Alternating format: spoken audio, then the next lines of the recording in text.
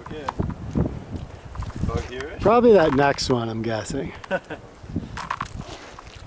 Yeah. Or before, who knows? Yeah, it's sounding.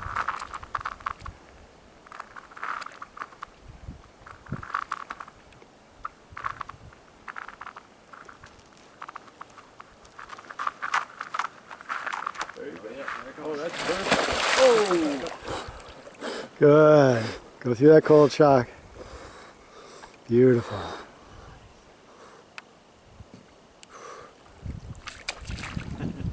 It is pretty thick. Yeah. Yeah, it's just at the edge of bearing human weight. Now you're in a really small hole, so you might even have to break some behind you to get your legs up, but you'll see. Okay.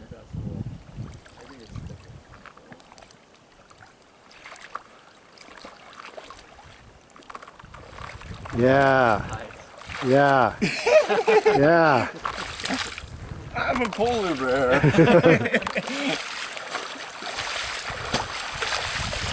Nice. Not quite as effortless as a seal, but it's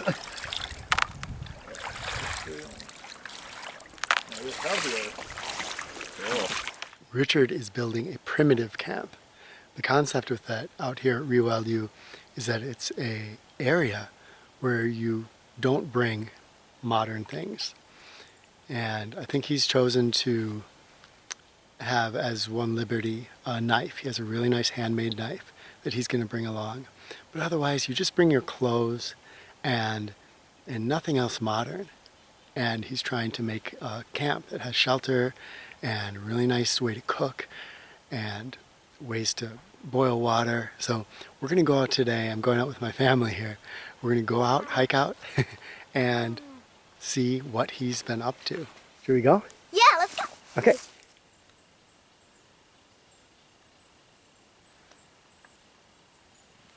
for you. Or two of you. Okay, yeah. You want to line?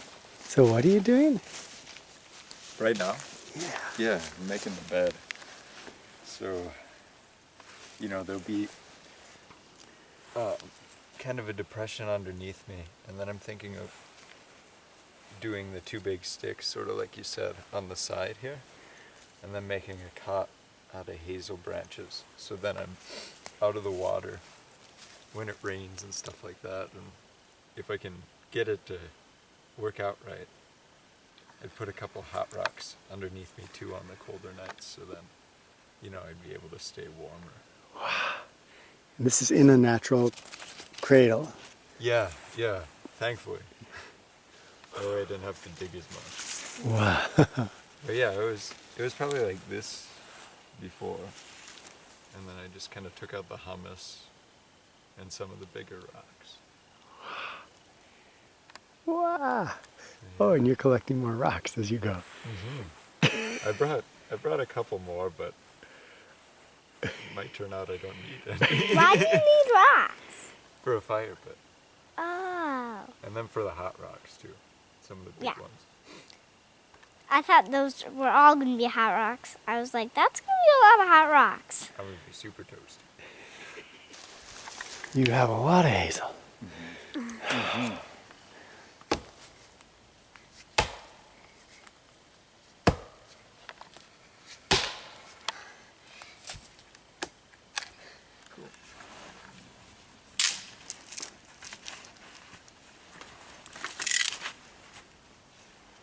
Both long enough? Yeah, those are both. Yep. We measured it.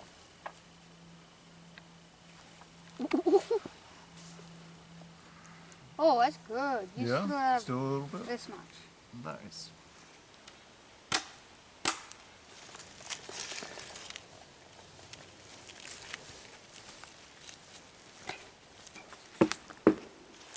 And I don't know if this is... Wow, look at this. Yeah. Okay. Skeleton. And you put soil right up against Yeah, I just kind of packed down that edge. the sides because Well, you know, just to keep them from rolling around and stuff, because it's really easy to knock it over, which is not. I mean, it doesn't take too long to put up, but it's just kind of annoying.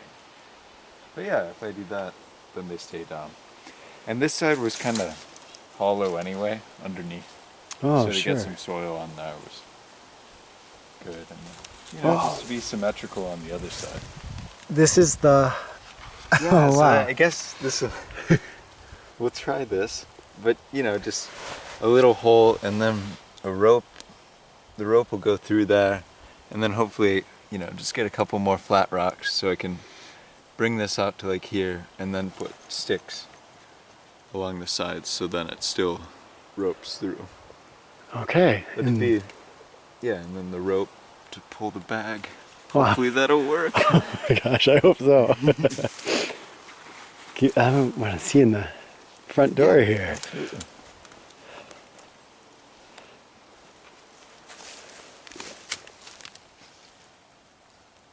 There's the hot rock area.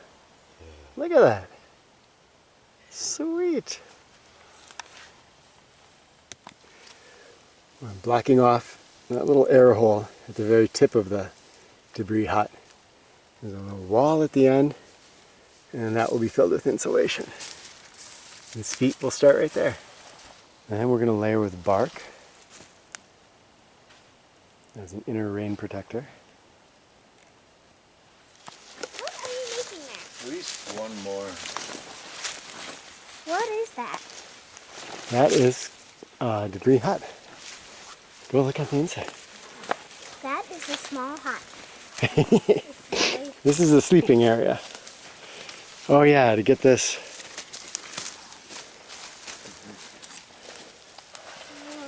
Maybe this would be.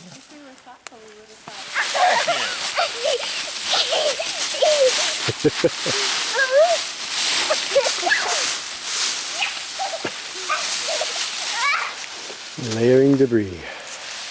Leaves, sticks, pine needles. I was just sharing with Richard that as you're gathering materials for your debris, your leaves and such, I like to leave pretty broad circle around the shelter that I'm making. And the reason for that is it creates kind of an alarm system. If you leave all those leaves for, let's say, 50 meters out around your shelter, then you're going to hear when there's a human approaching or a deer approaching, or, if you're kind of paranoid, then maybe you don't want that because you're going to be checking things all the time and seeing, oh, it's your squirrel friend again. But I love to have that alarm system so I don't gather any leaves or debris from that, say, 50 meter circle around my shelter.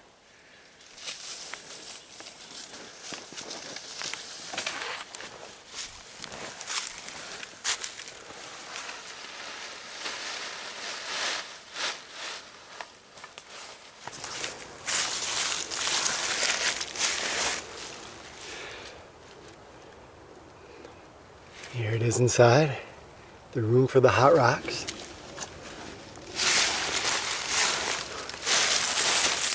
And he made a door.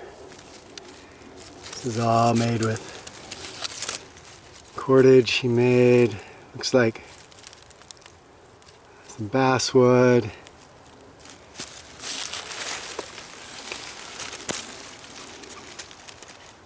Oh wow, look at this side. And that door fits right up in here to close it off.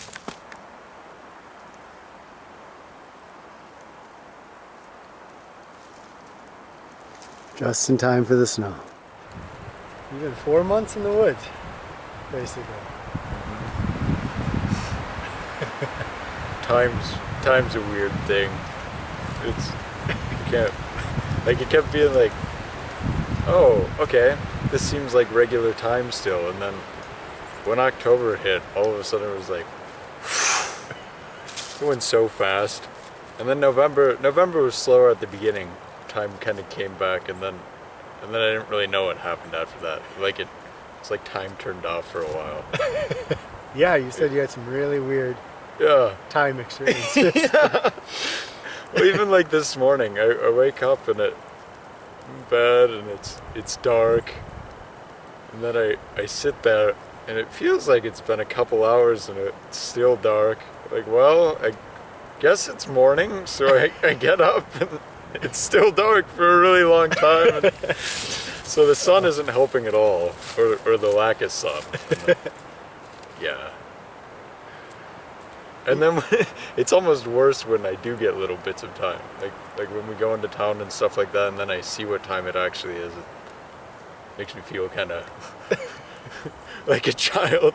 Go to bed at like 6 o'clock at night. It's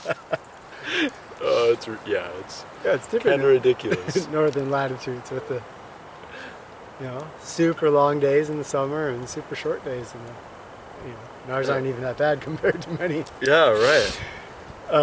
You can't probably, sum up life experiences in general, but takeaway after 4 months.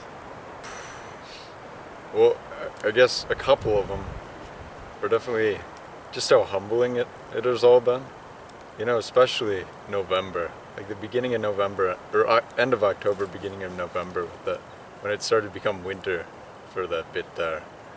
That was tough, because I was trying to stay outside the whole time, and after a while, just being cold all the time, it wore on me, and I started going into survival mode, and that's important. I think that was very, very important to do, sort of like the hypothermia challenge, to dip into that a little bit, feel what that was like, but to be like that for an extended period of time, like, first of all, like the immune system and just the body, it takes a toll on that. Yeah, and it took about as long as I was out in it to recover from it, afterward.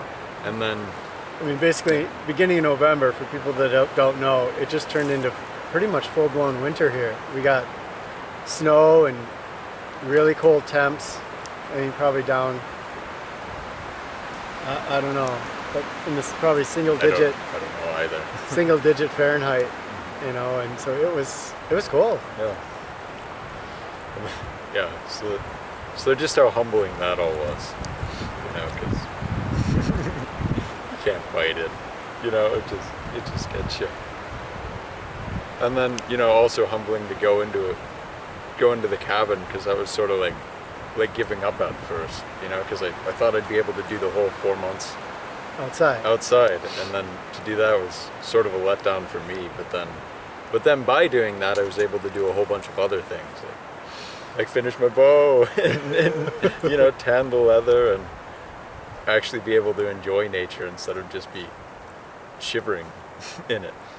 Yeah, I think you're hitting on something there, whether it's modern house, or ancestors would have had really nice warmer shelters by wintertime, and to be in the thing you were in, that was cold.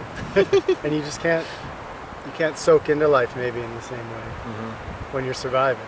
Right.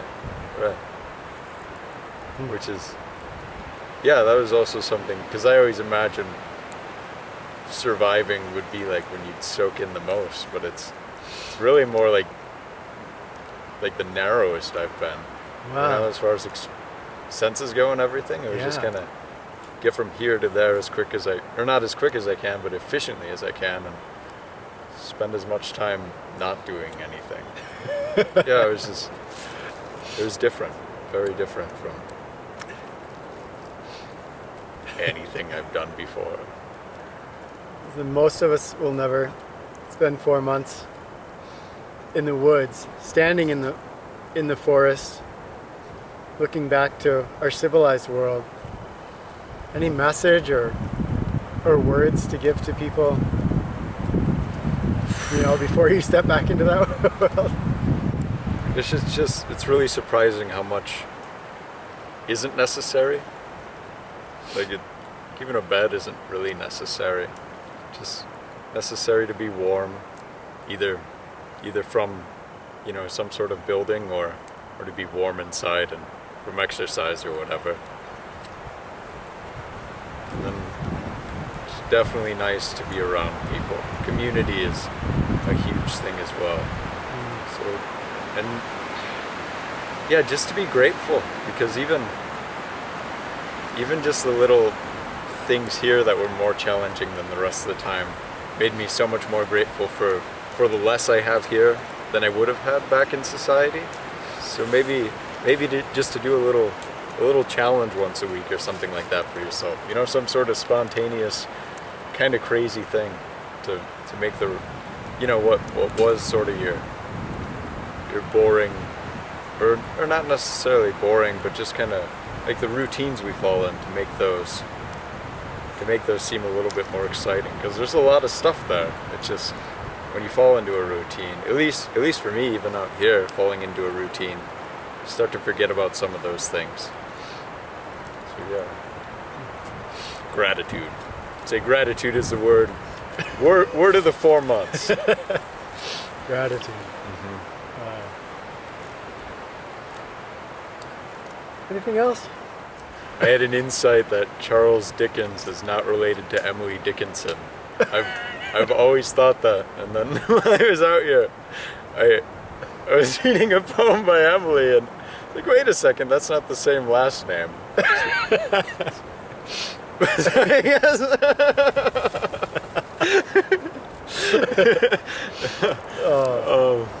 No, letters, letter writing.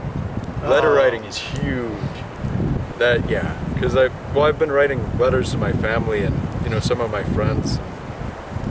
This is and it's on paper. Yes, with a pen and postage. And you actually have to wait a couple days to get to receive.